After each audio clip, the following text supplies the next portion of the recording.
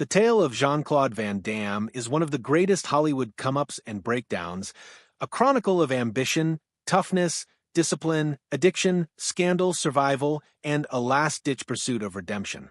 Born on October 18, 1960 as Jean-Claude Camille François van Varenberg in the peaceful Brussels suburb of Berchem-Saint-Gath, he was headed toward a humble blue-collar existence, not global fame. His father Eugene was a florist and accountant, a stickler for discipline who considered a work ethic to be the wellspring of character. His Flemish mother Eliana spoke Dutch, and his French-speaking father, so the home was bilingual, a thing that would later serve Van Damme in good stead when dealing with the worldwide limelight of film. He had just one sister, Veronique, and their lives were simple, based upon discipline and order. But far from the muscular muscles of Brussels, soon to become the idol of the world, young Jean-Claude was gaunt, shy, bespectacled, and possessed a fragile physique that subjected him to endless harassment at school. Kids teased him mercilessly, labeling him humanoids or brains as a put-down for his gangly inelegance. He immersed himself in comic books and solitary pursuits instead of sports, imagining realms where heroes overcame their tormentors.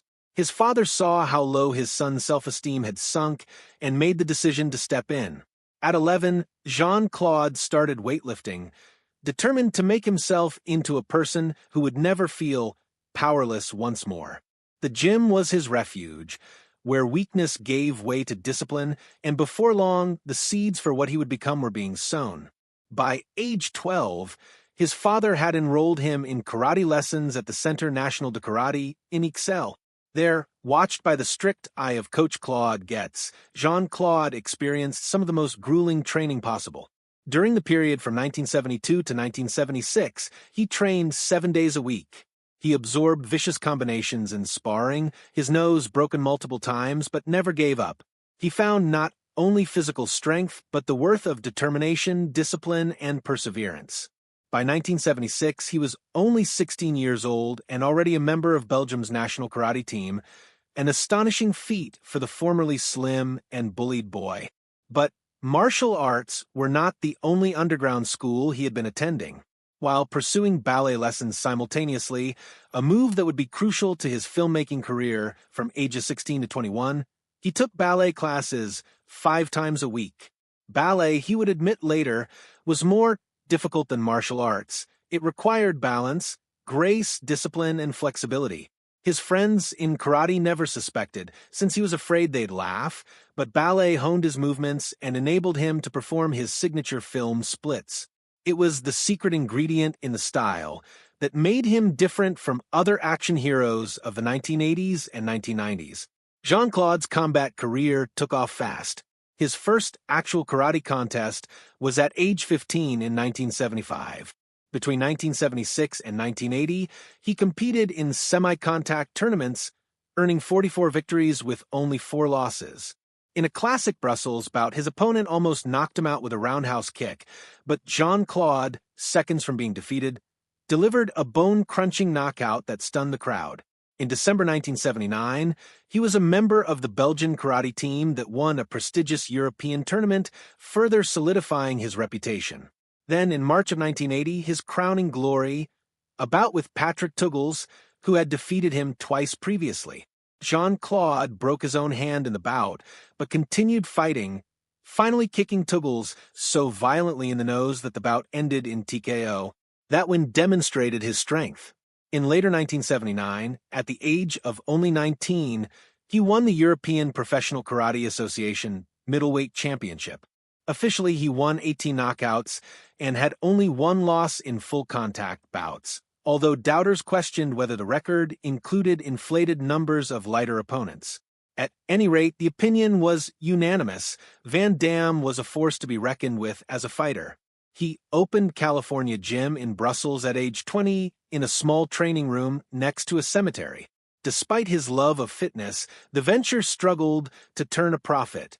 Jean-Claude worked menial jobs, delivering pizzas, carpeting, posing for bodybuilding magazines, and occasionally sleeping in his gym to skip paying rent.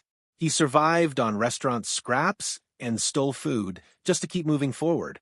But all was just leading up to a greater ambition. He pinched every franc he could, obsessed with America, the home of movies. At last, in 1982, aged only 21, Jean-Claude took a flight to Los Angeles. Descriptions vary of how much money he took with him, $50, $2,000, $5,000 according to some accounts, but what is certain is that he went with no English, no experience as an actor, and no contacts in Hollywood. He slept in his automobile at Venice Beach, showered in public bathrooms, and did lowly jobs, cleaning apartments, waiting tables, delivering pizzas, and even driving limousines.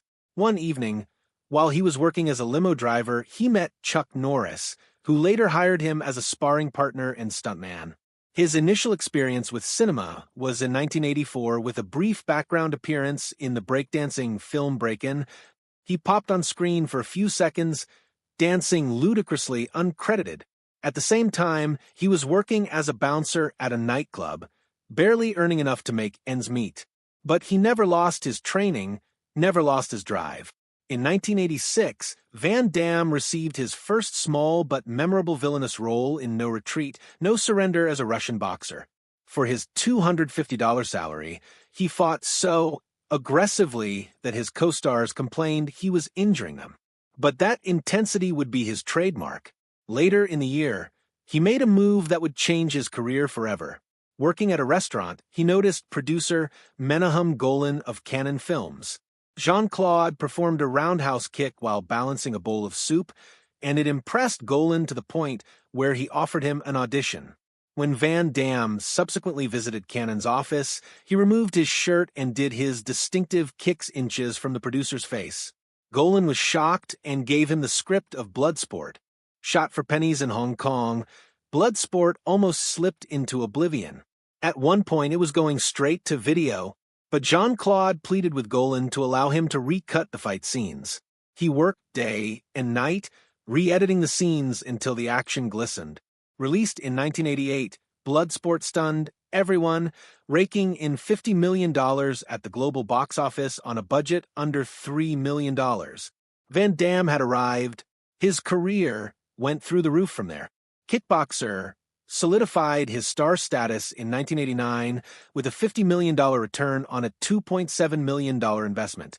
Filmed in Thailand, it introduced Muay Thai to the world for the first time.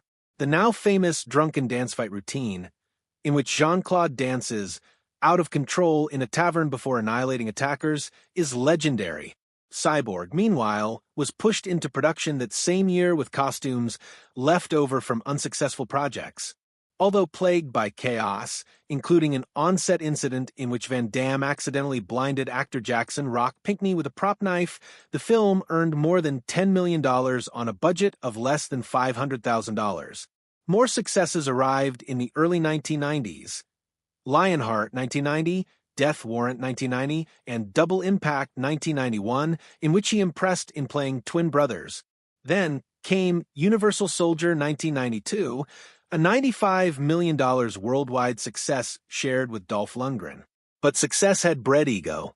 Van Damme insisted on luxury trailers, rescheduled shoots, and had his wife flown to every location. His feud with Lundgren escalated to near brawling in Cannes. But his star continued to shine brighter with Hard Target 1993, directed by John Woo, and Time Cop 1994, his biggest grossing film of all time at $101.6 million. But behind the scenes, disaster was unfolding.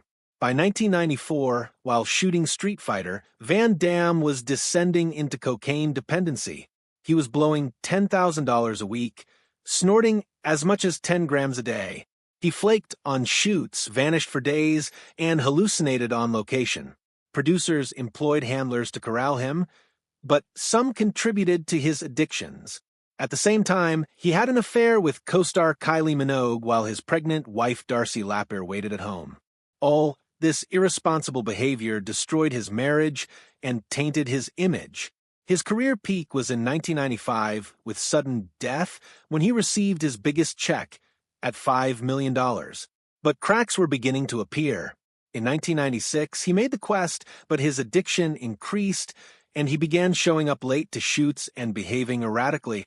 In 1997, Double Team teamed him with Dennis Rodman, but his bipolar disorder, which was yet undiagnosed, created manic mood swings. By the time of 1998's Knockoff, his actions were unpredictable, and eventually after a suicide attempt, physicians diagnosed him with rapid cycling bipolar disorder. For years, he had cycled between manic highs, insisting on $20 million salaries, raging, partying for days, and debilitating depressive lows. His addictions were attempts at self-medication. The same year, his tough guy persona disintegrated utterly when he was pummeled out in a Manhattan strip club by former Hell's Angel Chuck Zito after a bathroom slight. Tabloids derided him, nicknaming him Jean-Claude Van Damme. Hollywood spurned him. Universal cut him loose after Universal Soldier. The Return, 1999, tanked horribly, earning a mere $10.7 million on a $45 million investment. The 2000s reduced him to direct-to-video hell. But in 2008, he gave one of his strongest performances as himself, a broke, bankrupt star caught up in a staged robbery in JCVD, a metadrama. His unflinching 8-minute monologue, where he wept openly about his failures, addictions, and failed marriages, left critics agog. But the public, uneasy with their hero laid bare, mainly boycotted it. He made a comeback in 2012 in The Expendables 2 as the villain Gene Villain alongside Sylvester Stallone. But his bid to join the Fast and Furious franchise was shut down by Vin Diesel, who allegedly brushed him aside. Van Damme himself subsequently remarked that Hollywood wasn't in need of manual transmissions in a world of Teslas. He was employed as a voice actor, Master Croc in Kung Fu Panda 2, 2011, and Jean-Claude in Minions: The Rise of Gru, 2022. He spoofed himself in the Amazon series Jean-Claude Van Johnson, 2016, as a spoof of his own life. In 2024, he played the lead role in Darkness of Man with his son in a dark Netflix thriller where an aging Interpol agent takes on one last case. Critics lauded his understated, sentimental performance. But then, in April 2025, just when he appeared to have rebuilt his life, another disaster struck. Romanian prosecutors charged him with taking part in a human trafficking scandal, claiming that in 2015, during an event, he had received trafficked women from a Romanian crime lord. Witnesses stated the women evidenced signs of exploitation. Van Damme's agent described the claims as preposterous, but the collateral damage was staggering.